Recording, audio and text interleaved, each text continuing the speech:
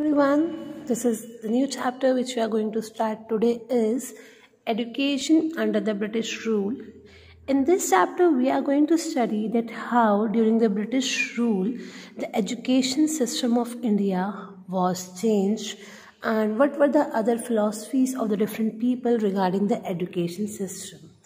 If we see that British East India Company was established in India, and during that period of time they show hardly any interest in the education of Indians because the company was busy so that they can able to expand their own territories, they can able to expand their rule in the India.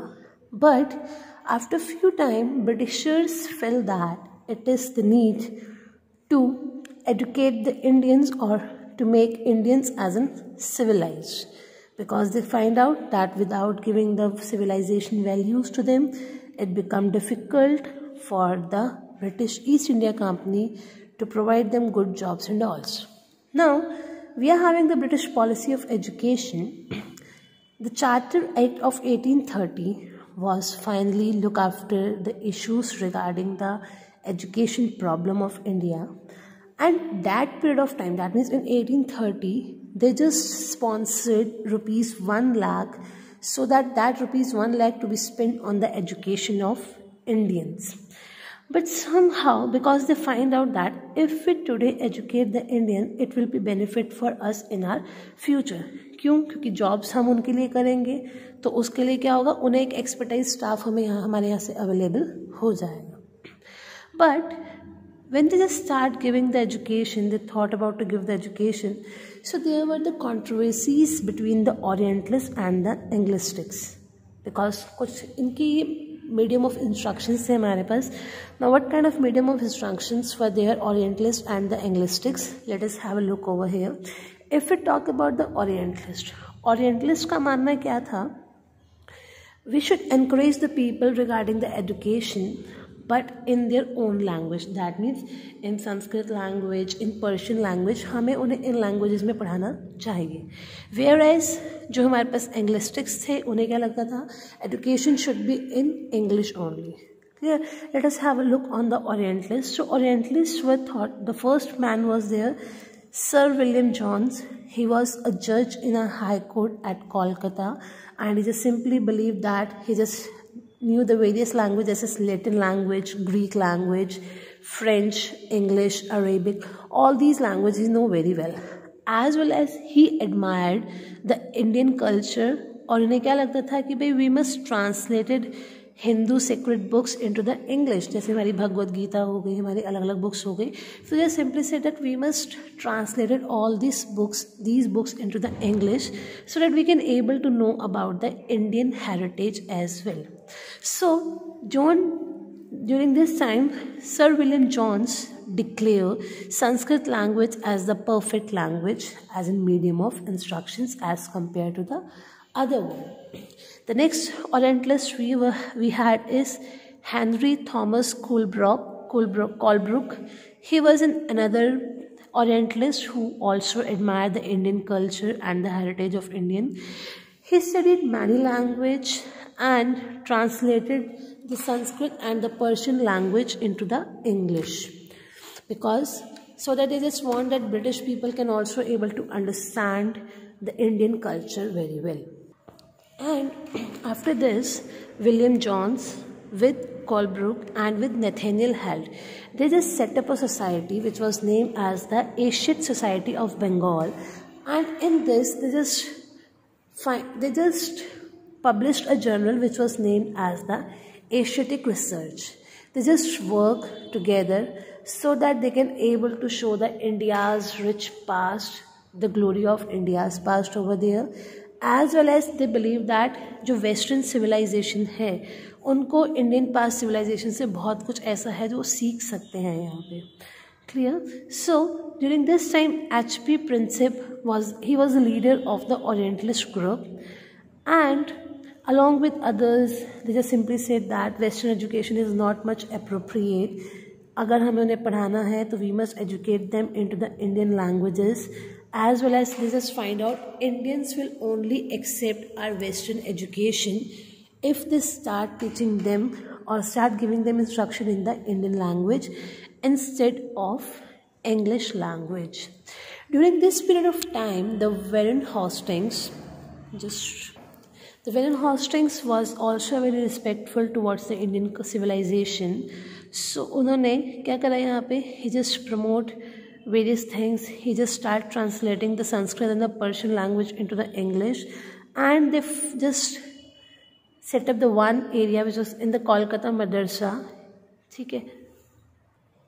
In 1792, he just set up his own school, which was named as the Benares Sanskrit College, which was established so that they can able to teach them Hindu law and the philosophies. So this college was providing them regular supply, regular quality. They were providing regular education regarding the Indian culture and all these things. So this was all about the Orientalist. Next we are having is Englistics. Englistics were totally in the favor of English medium instructions, and the Englistics find that ये बिल्कुल different थे किन से as compared to the Orientalists, and they were in the favor of English medium instructions only. उन्हें क्या लगता था कि Western education is far better than as compared to the Indian education, क्योंकि वेस्टर्न एजुकेशन में क्या था, प्रैक्टिकल कंसेप्ट्स वो लोग यूज़ करते थे. उन लोग को पता चलता था साइंस टेक्नोलॉजी क्या है. उन्हें लगता था कि सिर्फ संस्कृत और पर्शियन पढ़ाना is not the only thing, they must know about the technologies regarding all that things. Clear. But they also believe that जितनी भी नॉन यूरोपियन सोसाइटीज़ हैं उन्हें यूरोपियन सिविलाइजेशंस के बारे में पता होना चाहिए. यूरोपियन कल्चर क्या है, यूरोपियन सिविलाइजेशन क्या है, उन सब चीज़ों के बारे में उन्हें पता होना चाहिए, because European culture was full of scientific and all these things. और उन्हें क्या लगता था कि जो ईस्ट वाले लोग हैं, like we people had a full of errors, हम अनसाइंटिफिक हैं, हम नॉन प्रैक्टिकल है. So in this way Englistics having a different point of view as compared to the Orientalists. So James Mill was an important Englistic during that period of time. This masculinus minute is not in your syllabus. Now next we are having is Wood Dispatch. In 1853, the number of problems was start arising regarding the education system of India. क्योंकि हमें proper education policy पता ही नहीं चल रही थी कि education policy हमारे India में है क्या. So during that particular period of time the committee was set up which was set up by the sir Charles Wood. He was the president during that period of time. That's why this education system was named as the Wood dispatch in 1854. They just showed the different plans regarding the education system of India. In this, they simply said that East India Company is totally responsible to handle the education of India. They just simply said that we must have the English as a medium of instructions for the higher classes, for higher studies, and the vernacular languages. That means particular area के according जो languages होती हैं वो हमारे school level पे होने चाहिए. Dispatch gave a focus regarding the practical benefits of the Western education. और उन्हें क्या लगा कि हमें साथ साथ moral character of Indians को भी यहाँ पे लेके जाना चाहिए. That means we should not ignore the Indian culture or we should not ignore the Western education system there. So when the people start getting education according to the Wood Dispatch system, they just find out the various benefits, like they just find out educating Indian so that वो हमारे क्या बन सके, Indian civil servants, that means government jobs में आगे काम कर सके. Imparting Western knowledge and information, उसके लिए हमारे पास क्या कहता है, Western culture हमारे Indian people में थोड़ा बहुत आ सके.